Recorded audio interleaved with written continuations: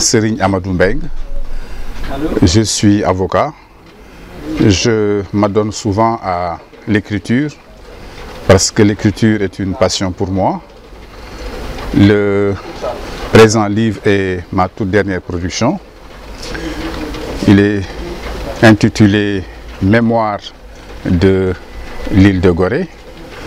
Ce livre est la suite logique du roman Kumba Kassel de Gorée.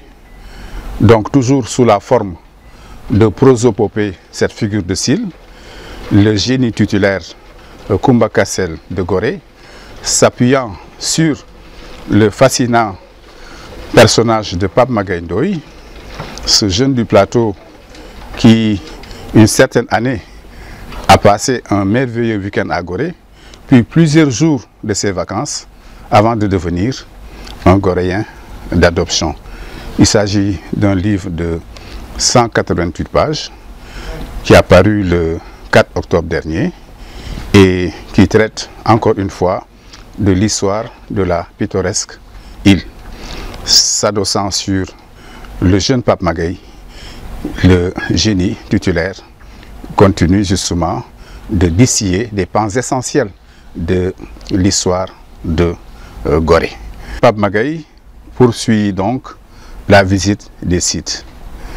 Sans énumérer l'ensemble de ces sites, on peut en citer certains comme la Maison des Esclaves, qui reste l'apothéose de toutes les excursions, la plus grande curiosité de l'île, celle qui engendre le plus la vue des innombrables estivants, le relais de l'Espadon, qui est l'ancienne résidence des gouverneurs comme Roum, le chevalier de Boufflers, du nom de Sanalis Jean de Boufflers, qui avait pour maîtresse Madame Sabran et Anne-Marie Pépin, les musées historiques, le musée de la mer, l'église Saint-Charles-Borromée, une chapelle construite dans les années 1830, la mosquée de Gorée construite en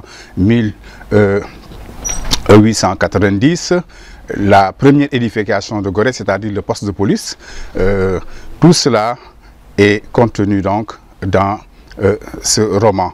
Et ces justement sites sont enrobés dans des thèmes comme d'abord les retrouvailles entre le génie et Pape Magaye, les excursions, la pêche, l'esclavage, les liens entre les insulaires et l'esclavage,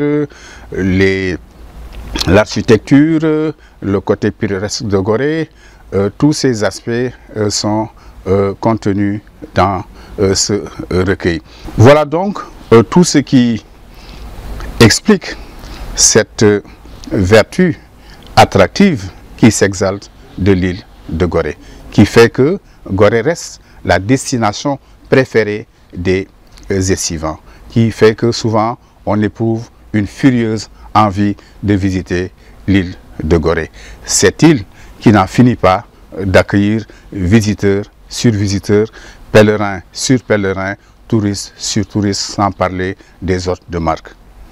Voilà, nous invitons tous les férus de littérature, tous ceux qui veulent avoir de plus amples connaissances sur l'île, à parcourir ce roman qui s'intitule Les Mémoires de l'île de Gorée. Je vous remercie.